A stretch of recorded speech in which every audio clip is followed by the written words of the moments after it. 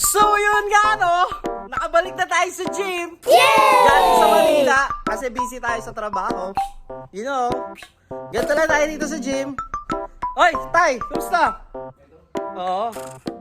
Guys, kasama ko si Tatay, 72 years old. Yay! Tingnan mo naman ang katawan, 72 years old, bumubuhat pa ng 300 kilos ba, Tay? Grabe si Tatay, ang ganda pa ng katawan. Oh, pumlex pa. Shoutout kay Tatay. May-ari ng farm yan. Grabe yan, oh. Tay, nagbablog ako ha. I-follow mo. Eto to guys. Bumalik na tayo sa gym. So, right now, siguro gagawin ko chest workout ako kasi halos 1 week akong wala eh. You know, 1 week akong wala. At kasama ko rin si Sanggohan. Kaibigan ko si Sanggohan. Yan, what's up, yo? Sanggohan yan. Ba't tingnan mo yung tsura ni Gohan ng bata, oh. Yan, yun. Siya yun. Tinalo niya si Cell. Siya tumalo kay Cell. Alright? Walang tao pa, kami pa lang.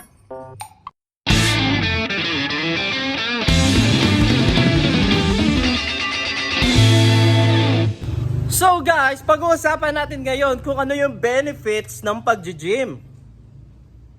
So before we proceed, kung ano yung mga benefits ng pag-gym, magtanong muna tayo.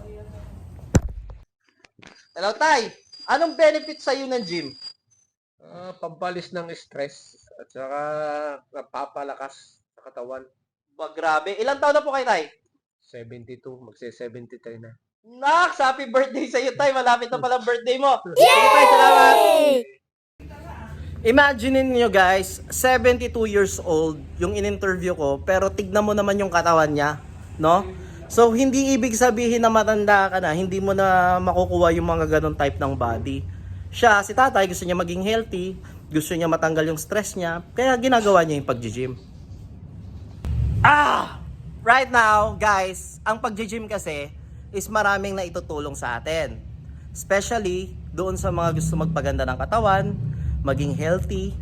Pangalawa, matanggal din yung stress. Alright, benefits dito sa gym, unang-una is yung mental health natin. Nakaka-lessen siya ng stress, depression, at illness sa mental health. Ini-improve din nito ang ating focus. At syempre, affected din dito yung daily emotions mo. Second is yung physically fit na katawan. Yung mala She-Hulk look at Captain America body, well, nakakadagdag yon sa confidence mo pag humaharap ka sa ibang tao. At ang ika-third, syempre, is yung healthy body. Well, eto lang naman yung magpapahaba ng ating buhay. Kung tamang food ang kakainin mo, proper nutrition ang makukuha ng body mo. At kung magiging daily routine ito ng buhay mo, siguro magiging malakas tayo hanggang sa pagtanda natin. Well, kung kaya mo nga naman isingit sa oras mo ang pag-gym para makuha yung mga benefits na to, gawin mo na. Kasi nga naman, health is wealth. Well, yung mga example na binigay ko is based on my experience dito sa gym at based din sa mga kasama ko rito. So sana nga guys, may natutunan kayo. Maraming salamat!